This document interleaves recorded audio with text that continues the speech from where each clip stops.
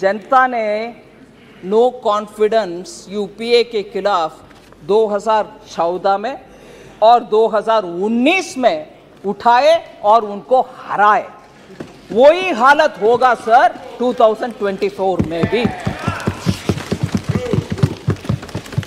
Sir कल जब माननीय गृह मंत्री जी बात कर रहे थे, ये यूपीए के नाम क्यों बदलने का आवश्यकता हुई उसका बहुत विस्तार से बोले। मैं उसका एक जिक्र करना चाहती हूं सर। वो INDIA सिर्फ उनका नाम का सैंक्टिटी के लिए ढूंढ रहे हैं, क्योंकि यूपीए मतलब जनता को याद आ रहा है वो करप्शन, वो भतीजावाज, बाय क्रोनिज्म, डायनास्टी, फैमिली, वो सब आ रहा कि ले आओ INDIA, जिसका पूरे नाम बहुत सारे लोग बोल नहीं पा रहे उन्हीं के यहाँ। मगर मैं ये बात सामने रखना चाह रही हूं कि कितना इनका कॉन्ट्रडिक्शन है।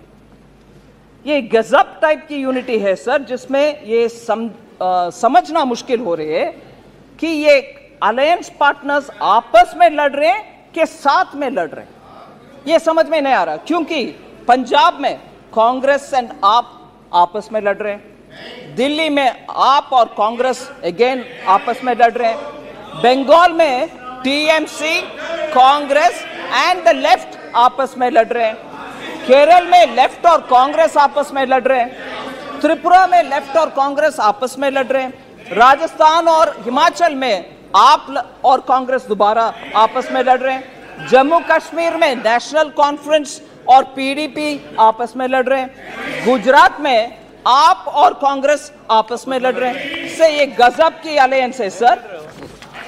इसका उदाहरण इसमें सर एक्चुअली कर्नाटका के हेल्थ मिनिस्टर आए थे।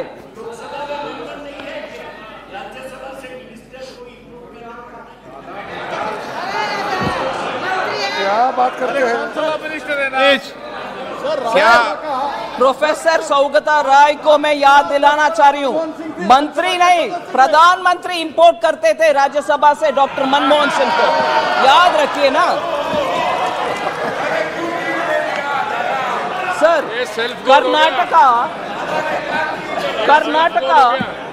कर्नाटका का हेल्थ मिनिस्टर आए थे दिल्ली में मोहल्ला क्लिनिक देने के लिए, और वो जाकर के बोले ये इसमें कुछ स्पेशल नहीं है, कुछ अच्छा भी नहीं है, हम डिसअपॉइंटेड है। ये लड़ने का उदाहरण एक है sir. Sir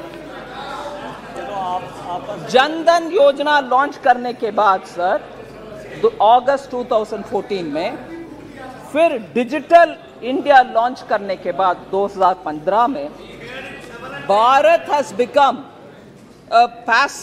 no longer remains a passive adopter of technology, but it is an active provider of technology पूरे दुनिया का। एक प्रथा, एक मान्यता थी कि पहले पश्चिमी देशों में कुछ नया टेक्नोलॉजी आएगा, फिर बाद में इंडिया में। ये सोच बदल गई है अभी, क्योंकि आप देख रहे हैं sir globally unified payment interface के ऊपर कितना वाहवाही तारीफ हो रही है। एंड आज हम UPI को फ्रांस को एक्सटेंड कर रहे हैं, सिंगापुर को दे रहे हैं, ऑस्ट्रेलिया के साथ उसको उपयोग कर रहे हैं, कनाडा को उपयोग कर रहे हैं, हांगकांग, ओमान, कतार, USA, सऊदी अरेबिया, UAE और यूनाइटेड किंगडम भी उसमें रुचि लेकर के उनमें से कौन सा ऐसा एक स्टैक से एक निकाल सकते हैं जो उनको उपयोग में आएगा। ऐसे हमारे UPI पूरे दुनिया में जारी है, उसका एक्सेप्टेंस पूरे दुनिया में है।